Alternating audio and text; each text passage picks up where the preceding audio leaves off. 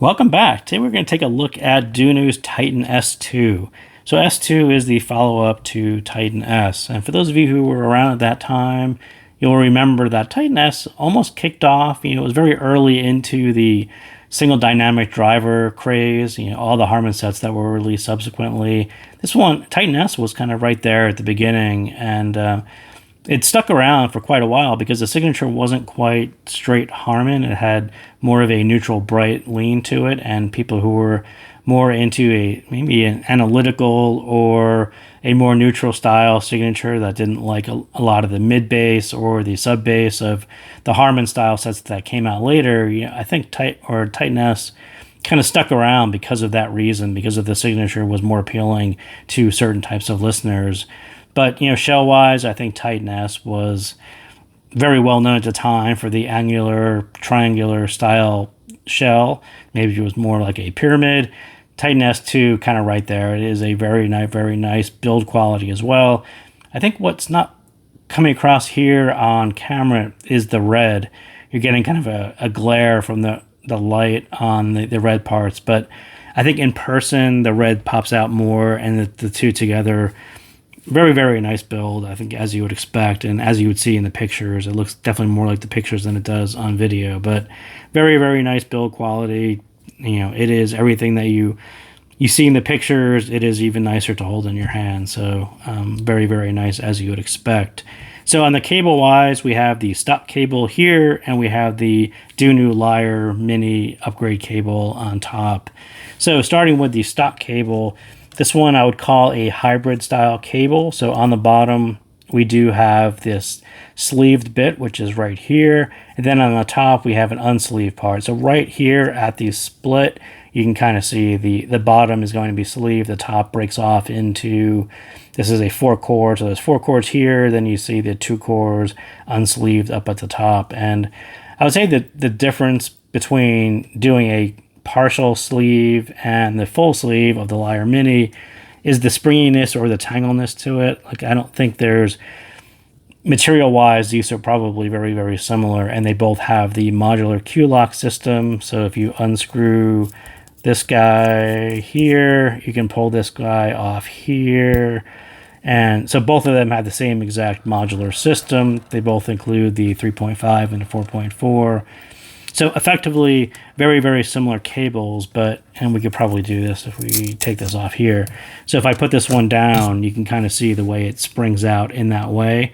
And I think that's just a slight difference between having a full sleeve cable versus the half sleeve cable. I think this one will tend to just tangle a little bit more, and it's probably fine because I had it rolled up. But yeah, I think when you pull it out of the box, I think it's just a little bit more prone to tangling than the Lyre Mini, which I don't even have bundled together because it actually doesn't really spring out all that far. I think the material here, the full sleeving, is actually done very well. And to get the upgrade, it's the same exact Q-lock system, but then you get slightly nicer hardware. So the splits are in metal. The actual 2-pin actually has a metal jacket around it. But I would almost call this a hybrid also, because there's actually different material on the bottom and the top. So on the bottom, we have this pattern sleeving material here, and you can kind of see it's stretched over a little slightly thicker 4-core braid. And you see kind of those are kind of bulging out, whereas on the stock cable, you can't really see that. It's just kind of a straight across like that. So yeah, I think Lyre Mini is slightly thicker just by a millimeter or two. And then you see the metal split, and then up here we have an unpatterned sleeving, but still sleeved. So I don't know, you can call it partial sleeving.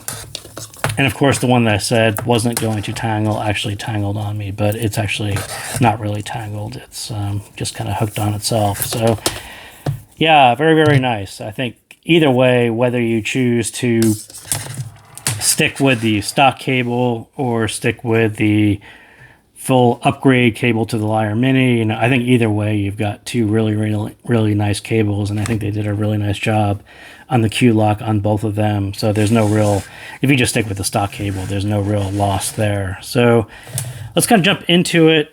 And how would I describe the difference between Titan S, the original, and Titan S2? And I think of Titan S, like I said, it's more of a modified Harman, more neutral bass, but the upper mid vocals, that was the focus, very much like a Harman style set at the time. And then when you take a look at Titan S2, it's a different flavor. They reduced that Harman upper mid energy and moved it later into the treble. There's more of a linear treble lift to it, and with a slight bass boost, slight treble boost, it takes on more of a slight V-shaped sound. And with other, as you would have with other V-shaped signatures, the vocals will present differently in how they compete with the treble and the bass. You know, that's always the classic problem with V-shaped sets, is how does the middle deal with the two boosted endpoints? And this one is sort of no different. Depending on your track composition, you'll have different presentations on the vocals in that way. And I think non-vocal tracks, the way they did the treble extension and the treble lift to this one, I think those are more consistent. And I think that is the star of the show on this one. That was where I was drawn to, was the vocal thing. I kind of kept on kind of bringing back to, or reminding myself about the V-shaped sound and why it sounds that way.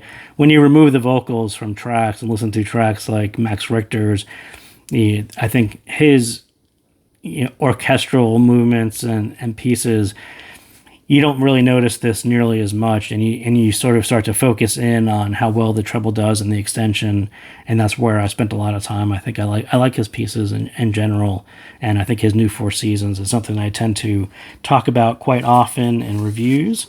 But when we look at Titan S, the original graph to Titan S2, so the bass shelf, maybe there is a slight boost to Titan S2. It definitely sounds a little bit more bassier than Titan S1, has less of a neutral bright as opposed to more of a slight V shape to it. So yeah, I think that's probably a slight boost in the bass. But this is sort of everything and how they shifted energy here. So as I said, Titan S, kind of more of a modified Harman style, but the upper mid, how vocals landed, how female vocals landed, pretty much how you expected a Harman style set to sound. And as I said, Titan S sort of kicked off, was at the beginning of a release of a lot of sets that had this similar style, upper mid, and I think Titan S was one of the first to do it, and it sort of maintained that style for a long time. People kept on talking about it, and you had this, they didn't raise the sub bass as much as it's a Harman style set, so you ended up with this neutral, bright, because it had this little peak there, and that was a pretty classic sound, nice clean and clear sound for Titan S. So with S2, kind of, as I said, a little bit more bass presence, but they brought this down. So they got rid of the shoutiness that you would get on a Harman style set. If you're very sensitive to this going over the Harman target at about 2 to 3K, you'll notice Titan S2 is much better in that area. But then they carried out the energy sort of farther out this way. So instead of dipping kind of hard the way S does, so you get, that's very Harman style, right? So you get this peak, this shoutiness, get a lot of energy right there in female vocals, and then you kind of run down the hill and get rid of the extra energy that you'd find in the treble, in the upper treble, into guitars and maybe keyboards and strings and cymbals, things that tend to pop out of place. You don't want them to pop out of place over that, so you run that downhill. So with S2, you can kind of see they carry it straight across. So this is why I said the vocals are going to be a little bit different on this one. So you might have a female vocal kind of right there at the same energy level that you're getting guitars or strings or even cymbals that are kind of riding above that level. Different presentation. That's why I said when you remove the vocals from that, this whole bit sounds more, more leaning towards the treble area. It has really nice extension and really nice energy to it. But when you mix it with the mids, it sounds a little bit different, and certainly different than S. So we'll talk a little bit about that, but that is sort of the bulk of the difference between the two. And that'll sound a little bit familiar to those of you who might be into SimGot sets. So I think Super Mix 4 is one that did this very similar and ignored the bass section. But how the mids sort of rise into the treble, very, very similar. So Super Mix did it a little bit harder, and again, that was sort of why I EQ'd that one down a little bit. So they rose just up to the Harman target and then do the same, carry the energy straight across, and you can kind of see Titan S2 rise a little bit later, so this is a little bit less shouty, a little bit easier on your ears, a little bit more relaxed, but then carry the same amount of energy all the way through, that probably goes through nearly right there at 7 or 8K. So very, very similar. The way I describe Supermix and SimGots in general, the way they have this linear treble lift to it, as opposed to a peakiness that you got on most Harman sets. This really hard peak at 2 to 3K. It sort of sounds very familiar on lots of sets. And SimGot has been one to really play with this, leaving the treble level a little bit higher, but carrying it all the way through lower treble, through upper treble. That's very much a SimGot style sound. So it was actually pretty cool to actually see another brand try to do something similar, and they certainly relaxed it just a little bit. This will be a little bit more appealing to more people, but same idea. The general sound of it, the way they carry over this slightly boosted treble linearly through the lower treble through the upper treble, is something that you for people who are really into SimGot sets, you'll recognize that immediately. For people who always shied away from SimGot sets for that same reason, they'll find S2 a little bit more appealing in that way, because it's not quite as intense as what SimGo does. And then plus, Titan S2 does have a little bit, especially more mid bass, and they do carry just a little bit more of a counterbalance to the treble in that way as well. So yeah, pretty cool. It's actually pretty cool to see another brand take a very similar look at treble in the same way. So sound, I'll call this one a tasteful bass and treble boosted sound executed on a nice dynamic driver. Again, I think this one's about $79. The dynamic driver is kind of right there. I wouldn't say it's the best dynamic driver, but it certainly hits the price point. And what I noticed, right, kind of the bass was sort of my least favorite part of this one. And a lot of it goes back to this V shape. And with genres that have a decent amount of bass, like pop music, it tends to overstep in the same way that I would say about Harman sub bass styles. Dynamic driver is pretty good, but there at some point there's a level at which the sub bass kind of rises to the point where it starts to obscure itself, or it sounds a little bit less clear. There's a little bit less clarity to it, and I think this one kind of hits that point as well. And that's where I tend to pull them back so they sound great within the range that they're supposed to sound great in. But other genres, I think this is the correction that to Titan S that made sense, right? Going back to this, Titan S had this reputation of being neutral bright, a little bit leaner. So not really a surprise that they added a little bit more to the bass shelf to make it a little bit more friendlier to a wider audience and hit a couple more genres that can use a little bit more bass to it. So yeah, I can't really argue with what they did. And I will actually admit that it's a very difficult bass shelf to pair with the treble that they did it.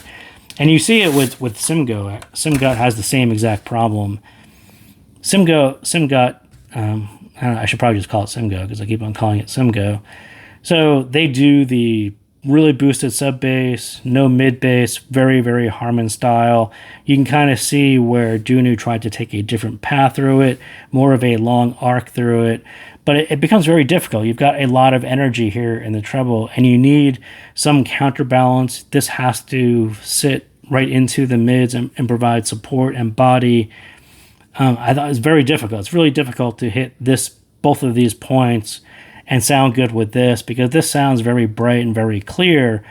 There's a lot of, kind of resolution sitting there.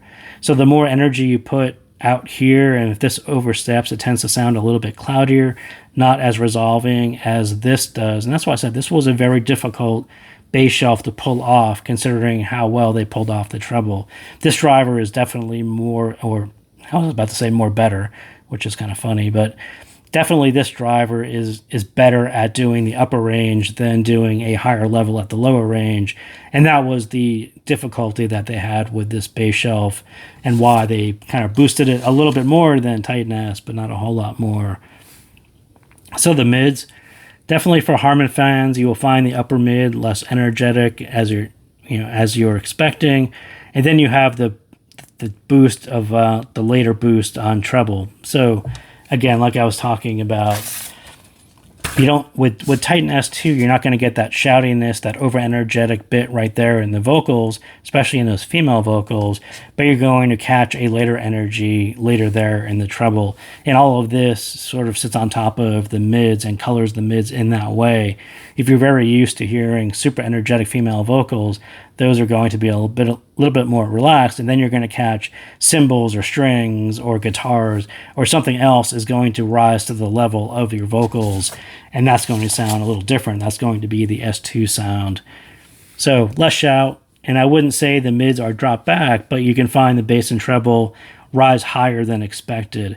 Often it sounded like too much at the same level, too much competition for your attention. It kind of results in a busy presentation. And again, this is why the Harman style works quite well. Right there at female vocals, especially for people who are into those genres, the female vocals are the dominant focus, emphasis. It all happens right there. So when you bring that down a little bit, then you sort of open up the competition for the bass to rise to the level of the vocals or the treble to sort of overtake that, and that becomes more of a V-shaped style sound, exactly what you get on S2. And that's why I said it. It starts to have a little competition, and it starts to sound a little bit busier because everything sounds like it's at the same level or rising above the mids.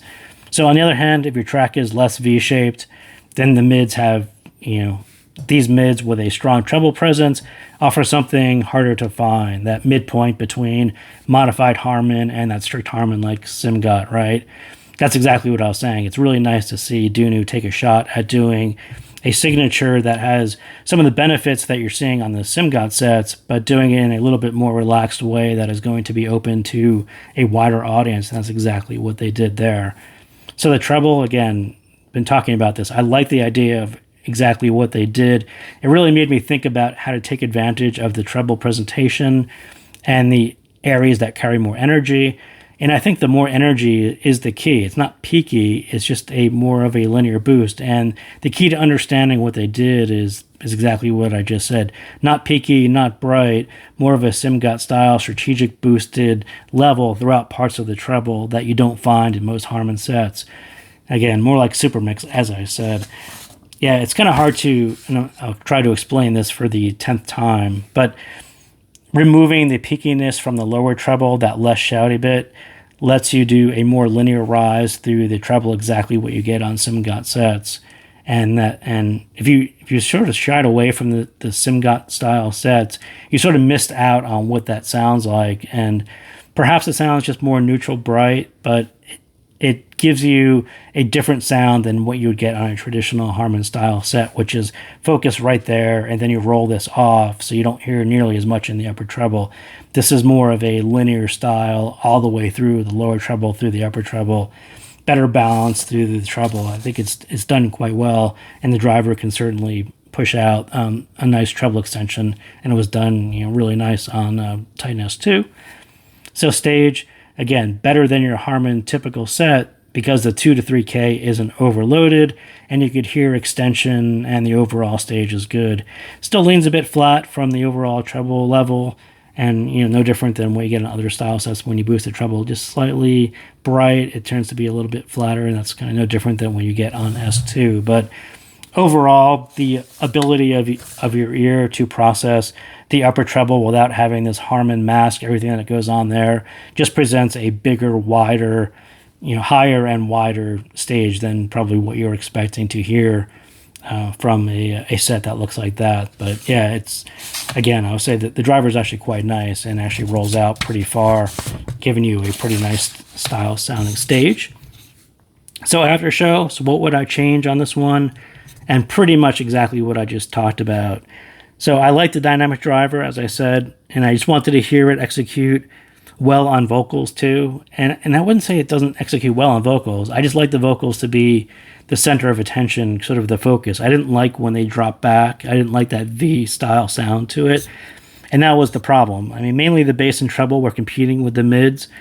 And if you tick the bass and treble down a little bit, the mids come out to play, and you end up with something that sounds more like a $100 dynamic driver sound as opposed to something sub 100 or a variant on a more expensive style sound. And that's exactly what you do with this guy. So you can kind of see by the EQ exactly what I did. I sort of took the V out of it, so dropped the sub bass down just a little bit, so to keep that from rising above your midsection, and the same thing. So right about, I think, 4 to 5K, just dip this like a traditional, almost like the way Titan S did, but take out the V from the sub bass and take out the slight V from the treble as well. Just bring those down 1 to 2 dB, and then you end up with, you know, your vocals floating a little bit more forward, and you kind of shallow out. It's more of a neutral style sound as opposed to a V, where this was going above the vocals, and this could have gone above the vocals and just a little bit too energetic. So